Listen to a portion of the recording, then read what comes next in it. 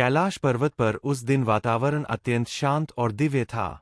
चारों ओर हिम से ढकी पर्वत श्रृंखलाएं, मंद शीतल हवा और आकाश में हल्की सी उजास फैली हुई थी।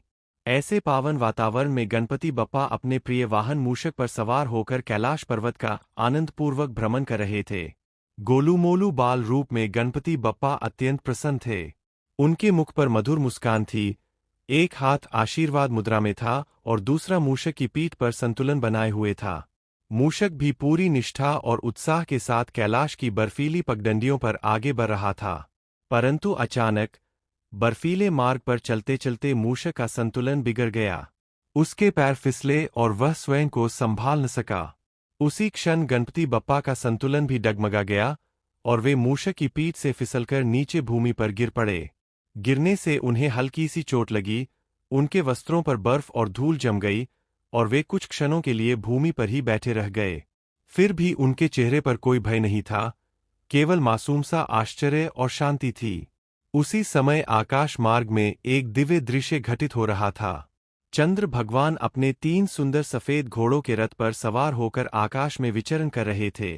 चांदनी उनके रथ से फैल रही थी और पूरा कैलाश पर्वत उस शीतल प्रकाश से नहाया हुआ प्रतीत हो रहा था। जाते जाते अचानक चंद्र भगवान की दृष्टि नीचे भूमि पर गिरे हुए गणपति बप्पा पर पड़ी। यह दृश्य उनके लिए अप्रत्याशित था। चंद्र भगवान ने तुरंत अपने रथ को रोका और नीचे कैलाश की पवित्र भूमि पर उतर आए।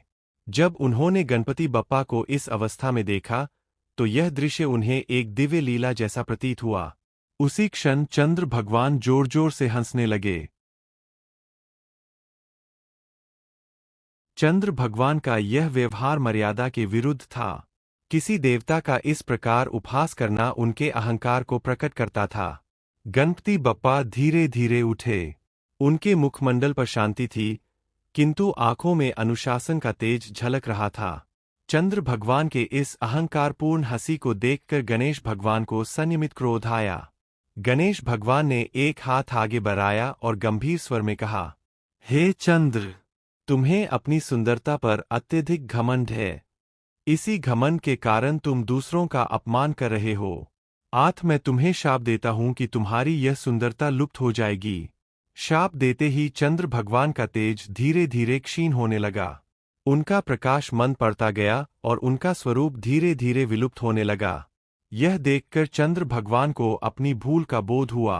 उन्होंने विनम्र होकर गणेश भगवान से क्षमा याचना की और कहा, हे विघ्नहर्ता, मुझसे भारी अपराध हो गया है, कृपया मुझे क्षमा करें। गणेश भगवान करुणा के सागर है। उन्होंने चंद्र भगवान को क्षमा तो कर दिया, किंतु समझाते हुए कहा, शाप पूर्णतः समाप्त नहीं किया जा सकता, परंतु उसके प्रभाव को कम अवश्य किया जा सकता है। इसके पश्चात गणेश भगवान ने चंद्र भगवान को वरदान दिया, 15 दिनों तक तुम्हारा प्रकाश धीरे धीरे कम होगा और अगले 15 दिनों में वह पुनः बढ़ेगा। इस प्रकार तुम पूर्ण रूप से लुप्त नहीं होगे। इसी कारण अमावस्या और पूर्णिमा का क्रम बना। इस कथा से हमें यह महान शिक्षा मिलती है कि किसी की भी सुंदरता, शक्ति या स्थिति पर घमंड नहीं करना चाहिए।